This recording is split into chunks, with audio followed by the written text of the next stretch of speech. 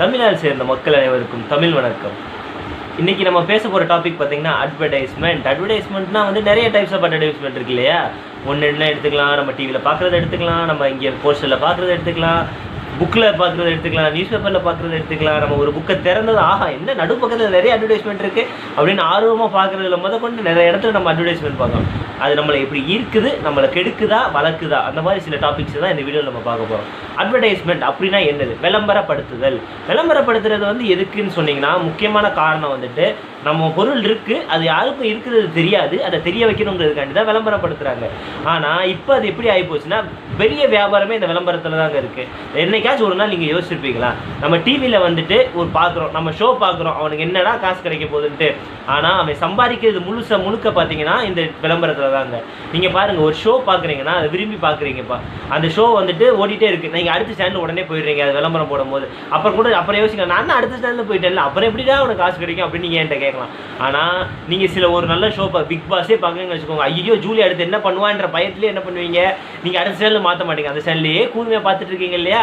அப்போ என்ன நடக்குது, அந்த நடக்கிற விளம்பரத்தில் நீங்கள் பார்த்துட்டே இருக்கீங்க. ஒரு விளம்பரம் வந்து உங்கள்கிட்ட வந்துட்டு திரும்பி ரிஜிஸ்டர் ஆகுது. இப்போ நீங்கள் ஒரு இது பார்த்துட்டே இருக்கும்போது அந்த விளம்பரம் நீங்களே கூட சொல்லுவீங்க சில நேரம், என்னடா ஒரே விளம்பரத்தை திரும்பி போடுறாங்க, ஏன்னா அது திரும்பி உங்களை பார்க்க வைக்கிறாங்க. இப்போ அந்த விளம்பரத்தை நீங்கள் திரும்பி பார்த்துட்டீங்கன்னா அது உங்கள் மனசில் நல்லா ரெஜிஸ்டர் ஆயிடுச்சு. அப்போ ஒரு கடைக்குள்ளே போகிறீங்க, அப்போ என்ன பண்ணுவீங்க, போனதும் இதை நம்ம எங்கேயோ பார்த்துருக்கோமே அப்படின்னு நினைக்கும் போது அந்த விளம்பரத்தில் பார்த்த இதுக்கான இது உங்களுக்கு எஃபெக்ட் அப்போ தான் ஒர்க் ஆகும். அப்போ அந்த பொருளை எடுப்பீங்க, சரி ட்ரை பண்ணி பார்ப்போம் என்ன நடக்குன்ட்டு. அப்போ நான் என்ன சொல்கிறேன்னா, விளம்பரத்தில் பார்க்கறதுனால தான் நீங்கள் ட்ரை பண்ணுறீங்க. நிறையா விஷயங்களை பார்த்தீங்கன்னா உங்கள் லைஃப்பில் வந்து அப்படி தான் நினைக்கும். எக்ஸாம்பிள் ஒரு சோப்பே எடுத்துட்டீங்கன்னா, உங்கள் வீட்டுக்கிட்டே வந்துட்டு ஏதாச்சும் ஒரு கம்பெனி வந்து சோப் ப்ரொடியூஸ் பண்ணிருக்கான், அதுவும் இதே பேஸ் இதே ஃபார்முலாவாக இருக்கலாம், ஆனால் அவனுக்கு விளம்பரப்படுத்துறதுக்கான காசு இல்லை.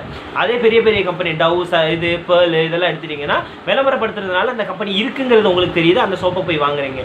நிறைய நாளுக்கு முன்னாடி ஒரு நம்ம ஊர் சைடு பார்த்தீங்கன்னா துணி துவைக்கிற சோப்பு வந்து லோக்கல் கம்பெனி உருவாக்கிட்டு இருந்துச்சு. ஆனால் இப்போ ரின் சர்ஃபெக்ஷனில் வந்து அந்த கம்பெனியை மூடிடுச்சு. ரெண்டுமே நுரை தான் தருது, ரெண்டுமே இதான் தருது. ஆனால் விளம்பரப்படுத்துறதுல அவன் வந்து ஏற்கனவே செஞ்சுக்கிட்டு இருந்ததையே இதெல்லாம் நாங்கள் செய்வோன்ற பேரில் ஒரு விஷயம் சொல்கிறான், அதை நம்பி நம்ம வாங்குறோம். அப்புறம் விளம்பரம் வந்து ஏன் நம்மளை கெடுக்குதுன்னு பார்த்தீங்கன்னா, நம்மளோட நினைப்பு வந்து நம்மளை யோசிக்க விடுறது இல்லை, நம்மளை வந்து அதுதான் வந்து ஆள் கொடுது. எப்படி பார்த்தீங்கன்னா, ஒரு விளம்பரத்தை பார்க்க உங்கள் மைண்டில் அது ரெஜிஸ்டர் ஆகிட்டு வேறு எந்த படமோ நம்ம போகிறோன்னா அந்த படம் தான் ரெஜிஸ்டர் ஆகிடுது, வேறு எந்த ஃபோட்டோவும் ரெஜிஸ்டர் ஆகுறது இல்லை. அதுக்கப்புறம் அவங்க சொன்னது இது நடக்குமோ இது வாங்கினா இது நடக்குமோங்கிற மாதிரியே ரெஜிஸ்டர் ஆகி விளம்பரத்தில் நம்ம ஈர்க்கப்படுறோம். அப்படின்னா அந்த விளம்பரத்தில் நம்ம ஃபுல்லாக இன்வால்வ் ஆகி அதில் வந்து அதனால நம்ம போய் ஒரு பொருள் வாங்குறோம். இப்போ தப்பு இல்லை, அவன் விளம்பரம் படுத்துறது தப்பு இல்லை, நம்ம பொருள் இருக்குன்னு அவன் சொல்கிறான்.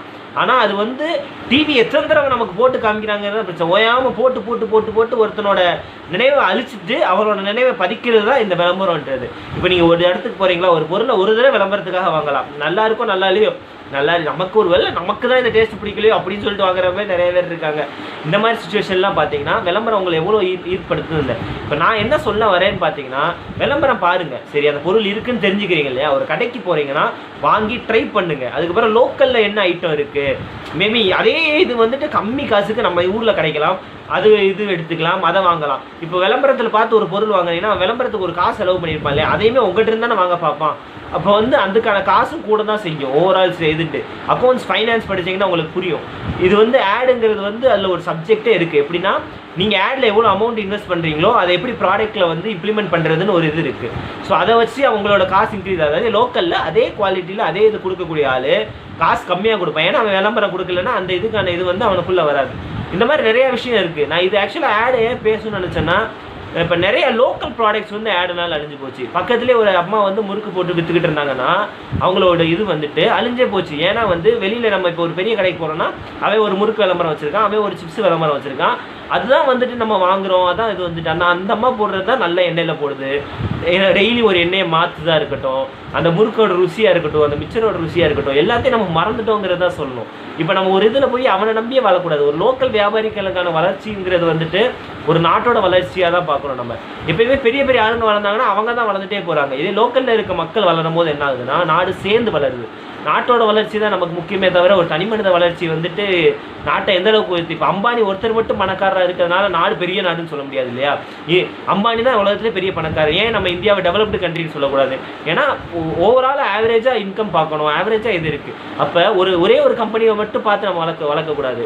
இப்போ நீங்கள் பார்த்தீங்கன்னா யூனிலிவருங்கிற ஒரு கம்பெனி தான் நிறைய ப்ராடக்ட்ஸ், நீங்கள் வாங்குற பாதி ப்ராடக்ட்ஸு யூனிலிவர், ஐடிசி போன்ற கம்பெனி தான் வந்து நடத்திக்கிட்டு இருக்குது. இது எத்தனை பேருக்கு நமக்கு தெரியும்? இதெல்லாம் பார்த்தீங்கன்னா ஒரு கம்பெனியை தான் நம்ம முதல்ல இருந்து கடைசி வரைக்கும் வளர்த்துக்கிட்டே இருக்கோம். இப்போ நம்ம லோக்கல் இதை மார்க்கெட்டில் இருக்க பொருளை வாங்க ஆரம்பிக்கும் போது வந்துட்டு அவங்களுக்கான வளர்ச்சி கூடுது. நம்ம ஓவராலாக ஒரு இந்தியாவே முன்னேற்றதுக்கான வாய்ப்பு கிடைக்கிது. இல்லை நான் சொல்ல வர்றது ஒரே ஒன்று தான், முடிஞ்ச அளவுக்கு அவங்க சுற்றி இருக்கிறது வியாபாரி யார் இருக்கா, அவங்க என்ன வாங்க முடியும், அவங்களை எப்படி முன்னேற்றான்னு பாருங்கள். வளர்க தமிழ்.